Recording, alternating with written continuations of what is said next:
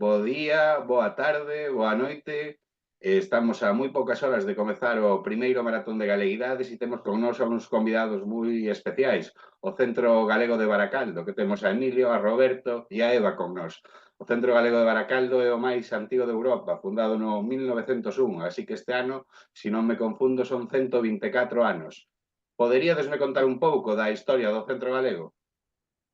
Pois o Centro Galego fundouse no 1901 pola minería que había aquí a finais do século XVIII, o sea, do século XIX e principios do XX. Entón era, bueno, daquelas non había seguridade social ni nada, se caía alguén en baixa, pois non cobraban, non? Entón, bueno, pois o Centro Galego fundouse, por eso chama de Vizcaya, en Baracaldo, fundouse nesa época que, bueno, que se axudaban uns galegos a outros, tanto se caían en baixa que se iba poñendo un fondo común, como se, por exemplo, se lles iba mal, pues igual se lles podía pagar hasta o viaxe de retorno. E logo, bueno, pues a partir dos 60-70 que hubo máis fluxos migratorios, non? Máis gordos no boom aquel da dictadura da industria, pues viñeron tamén bastantes galegos aquí, pero xa, bueno, con outras condicións, e iso fixo que, bueno, que os obxectivos do centro pues xa foran outros, un lugar de encontro onde falar entre todos no seu idioma, bueno, compartir a morriña. E en todos estes anos houve así algunha actividade que fora especialmente destacada, especialmente memorable? Bueno, hubo a ver, por exemplo, no ano 68 fundouse o concurso de contos Breogán en lingua galega. Estamos falando do ano 68. Bueno, desapareceu non hai moito por falta de sponsor, pero aí gañaron o concurso xente que agora son escritores consagrados como Méndez Ferrín, por exemplo. Entón, bueno, o concurso era bastante coñecido, era bastante arriscado facelo en lingua galega daqueles tempos. Bueno, tuvo bastante sona. Que pasa que, bueno, ao final, pues, a falta de sponsors non facía que o premio fora moi apetecible para os escritores. Nestas épocas, pois xa me dixéchedes, digamos, como se funda, no contexto en que se funda e despois como un momento de ampliación, non? Ao redor dos anos 60. Non sei, desde aquela altura ata agora, se o fluir dos galegos a Baracaldo e a Vizcaya é constante ou houve algún momento que houve algún pico? Pois eu non sei, pero creo que na época da industrialización foi o pico máis alto, porque agora pois non veñen tantos, veñen por motivos laborales, posiblemente, pero non tan acuciados pola falta de traballo en Galicia. Claro, eran moitos fillos nas aldeas e tiñan que salir buscar o pan. E aquí deuse a oportunidade da industrialización, que foi nesa época que se fundou tamén Altos Hornos, e nada, uns traían os outros.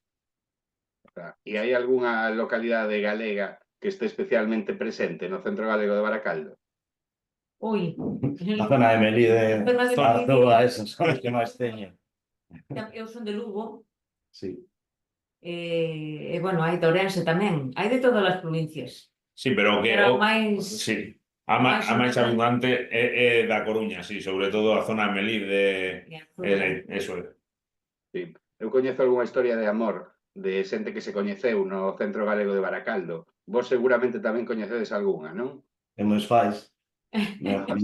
Miña nai era do Concello de Becerreá, e meu pai do Concello de Cesuras, na Coruña. Coñeceronse aquí. Coñeceron, bueno, non no Centro Galego, como chamaban, no Chicharrillo, un baile que facía nos fines de semana aquí en Baracaldo e tal, casaron, e aí nacimos 3 fillos. Xa somos de segunda xeración, non somos galegos, eu nací aquí en Bilbao. Nací en Bilbao, son de Baracaldo, pero nací en Bilbao. E na actualidade, que actividades desenvolve o centro? Bueno, pois na actualidade estamos bastante postos aí en tema de festivales, de cultural. Pois mira, facemos o Festival de Reis, os Antroidos, as Letras Galegas, que suelen ser 2 fines de semana e toda unha semana con tema de conferencias, exposicións. Logo o Día da Patria Galega, que estamos agora ás portas del, os Magostos, un recital coral que se fai na zona de Santa Cecilia, na época de Santa Cecilia, que é a época dos músicos, non, digamos, e logo Xamaín e xa o Nadal, as festas do Nadal, rematamos o ano. Caramba, é un programa completo, Está... Sí, sí, sí. Sí, sí. Parabéns. E na actualidade, por exemplo, iso, bueno, vexo que hai, aquí xa estades como de distintas generacións, pero hai relevo xeracional, porque digamos é un dos problemas que existen en moitos centros galegos polo mundo, que falta relevo xeracional, porque hai menos vontade de asociacionismo, de acción colectiva. Non sei como vivides iso desde aí. Sí, bueno, no grupo de danzas hai rapaces Sí. que serán xa de terceira ou incluso de cuarta xeración. Incluso de cuarta, sí, sí. Bueno, o grupo de danzas e de gaitas atrae tamén moita xente, porque, bueno, gustalles aprender a tocar a gaita, a bailar e tal. De aí realmente donde vas nutrindo toda esta xente nova que se vaya chegando ao centro e que logo de mañá esperemos que se sean os que estean no noso lugar. Tamén igual se forma algunha parella aí. Tamén. Claro. Algúns formámonos no grupo de danza, sí. Amigo. Xa imagino. E tuve máis sorte, casei cunha bermeana. Igual, E eu estive vendo por aí para documentarme para esta entrevista e dicían iso, que era Vizcaya era a real, a cuarta provincia galega polo número de galegos que hai ali censados. Quería saber como relacionades vos tamén con outros centros galegos de Euskadi, de Europa, do mundo? Tivechedes algunha vez algún encontro deste tipo?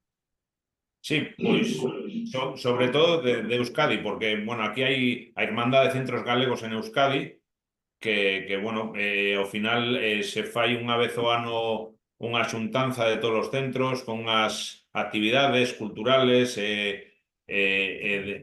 tradicionales de Galicia. E logo, pois, con o resto dos centros galegos do mundo, non tanto, pero non tan directamente, pero sí, porque ao final, pois, gracias tamén igual á Xunta, os cursos que fai para os galegos no exterior e cousas, ao final sempre coñeces a xente de outros centros e de outros países. Ou xuntanzas que hai en Galicia que igual, por exemplo, a foliada consagrada encontrámonos ali con xente de Bruselas e de outros sitios. E iso é interesantísimo. Xa imagino. E vos, por exemplo, tedes páxina de Facebook ou de Twitter ou destas cousas de internet? Sí, hai Facebook, Instagram, hai páxina web, o sea que estamos na rede. Estades digitalizado, na onda da nova diáspora tamén. Home. Así é. Xa por último quería preguntarvos, como pensades que se ve Galicia en Euskadi? Que cousas boas e quizáis non tan boas pensan os vascos dos galegos? A ver, ao principio o que somos son os vascos e os galegos somos persoas, entón depende de que vascos e de que galegos pensas. Eso primeiro. Claro. Personalmente, eu teño unha relación estupenda, bueno, aparte que meus sogros son vascos, o sea que non teño que decir nada, pero unha relación boísima, e, bueno, a nivel de concello, por exemplo, en Baracaldo, temos moita relación con distintos grupos de danzas e asociacións que son vascas. De feito, este ano vai abrir o que son o Día da Patria Galega, as festas, un grupo Lagontasuna, porque lle queremos facer un homenaxe porque cumple 75 anos de vida, entón, pues, dimoslle, pues, facernos un detalle que abran eles unhas festas galegas facendo unha romería euskaldún. A relación personalmente, boa, a ver, logo xa hai galegos que de tal xeito e vascos de tal xeito, o sea que ante todo somos persoas. Non todos os sitios. Eso é. Xa creo. Pero, bueno, máis ou menos, ademais, os vascos teñen moita relación con Galicia no aspecto de que é un sitio tamén de vacacións que a xente vai ali a pasar uns días e coñecen bastantes. Que pa Junquera, que lle encanta Galicia. Que pa Junquera o Triquitilari tamén está moi vencellado a Galicia. Sí, no, hai inúmeros vínculos, digamos, entre Galicia e Euskadi. E xa por último, que pensades que pode, como se podería proxectar millor a imaxe de Galicia en Euskadi e no mundo en xeral? que cousas poderíamos poñer en valor? A lengua, por exemplo. a gaita, que iso é un emblema. Claro, todo o que nos fai como un país distinto, ao final, E as danzas, é Eso. que por primeira a lengua.